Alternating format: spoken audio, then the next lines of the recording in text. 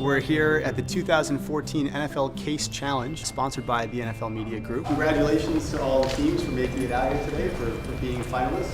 It was fierce competition this year. We have 6 finalist teams this year from San Diego State University, UCLA Anderson, UC Berkeley Haas, and USC Marshall. The teams were challenged with coming up with an idea that would drive growth to the NFL Media Group. We had an overwhelming number of teams apply this year from all 4 schools. We were really delighted with the turnout that we got in participation. Everybody's worked really hard, and they're going to do 12-minute presentations for our panel of 9 judges, followed by an 8-minute Q&A session where the judges will go in an American Idol style, and they'll poke questions and get further information from each of the teams. For the most part, we're talking to people that are already invested in the game, so unlikely to be the consumers of the kind of content we've talked about. How do we get to talking to those folks, in your opinion? Can you elaborate on that? Are you concerned about the fact that others may not have that as a part of their cable plan? These 6 teams made it because they put together really comprehensive plans that followed along with the outlines of the initial proposition and challenge that we'd given them. They thought creatively and thinking outside of the box. They backed up their work and their recommendations with good due diligence, and we thought that their work was very polished and of a high quality. The other 41 million folks in the UK, this is a way to deliver a human interest angle that's focused on the UK, that will hook them in a way and introduce them to the NFL, all through the spotlight of this international series. When I focus on the new, when we can just tweak an already existing product that's great. Make it simple. Educate the casual fans to become more knowledgeable about the game. And give each team owner up to 200 fantasy points with which they can draft and select their favorite NFL prospects based on how well they think they're going to be able to perform at different combine events. If in the offseason I were to have this option of the rookie roto, and I was so compelled by NFL.com that I would stick around. So our projections may be a bit ambitious, but we are targeting the highest value fantasy users. There's a huge untapped market potential in having someone like her join the fantasy football league.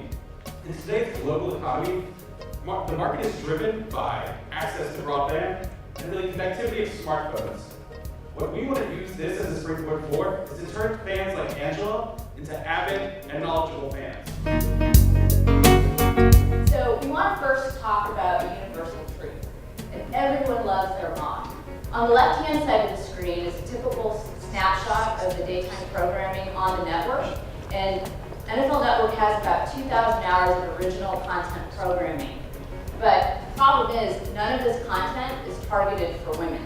And what we want to do is model this TV show very similarly to a football life and highlight that special relationship between an NFL player and his mother. We'd like to introduce you to FanTV. It's a simplified fantasy football with an educational component. At its core, FanTV is about being an accessible version of fantasy football. It was a very close deliberation amongst all of you, and that's not just me being polite and saying that. I think that there were the quality of all the presentations were very good. All of that said, it has to be a winner. Okay, so the drum roll please for the winner.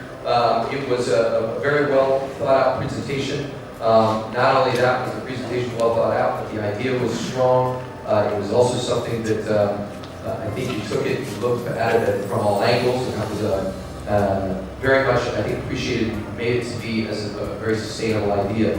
So the winners were the team from across the pond, NFL Grind, Brandon Dahl, Stephanie Johnson, Magnus,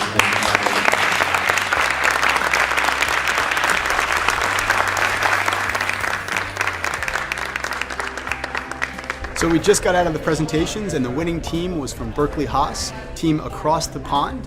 They came up with an idea for programming for NFL Network with tie-ins into digital to help broadcast the international series and to help kind of increase the footprint of that event for our users, to help promote it overseas and especially in the United Kingdom. We iterated on several different ideas. Actually, Natalie, I'll give her the credit on this specific idea. But we diverged on a number of ideas and then converged on this specific idea and really took a deep dive into it. I think we really liked the idea. I think over time we had come to really believe in what we were pitching, but you know, in these competitions, you really never know what other people are going to come up with. And so we felt confident in what we had, but again, we had no idea how it would end up. And the level of competition is obviously really high. So we don't know yet what we're going to do next with the international idea that Across the Pond proposed. We know it was a great idea.